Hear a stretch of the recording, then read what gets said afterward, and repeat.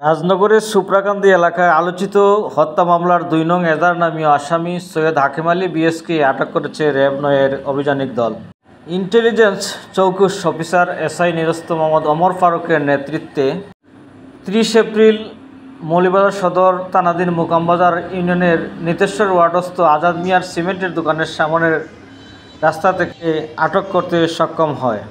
আটককৃত সৈয়দ হাকিম আলী বিএস সোনাটিকি সুপ্রাকান্দি এলাকার মৃত তজমুল আলীর পুত্র। জানা গেছে বিগত ২০২৪ সালের ৬ ডিসেম্বর রাজনগর থানাধীন সোনাটিকি সুপ্রাকান্দি শাকিনস্থ মুন্সিবাজার টু মোকামবাজার জুয়েল ভ্যারাইটি স্টোরের সামনে পূর্ব বিরোধের জের ধরে দলবদ্ধভাবে একত্রিত হয়ে মিশরাফ খানকে খুন করা হয়। এ ঘটনায়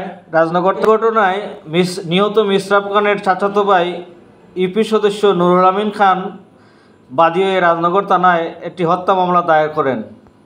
থানার মামলা নং ৩ তারিখ ৮/১২/২০২৪।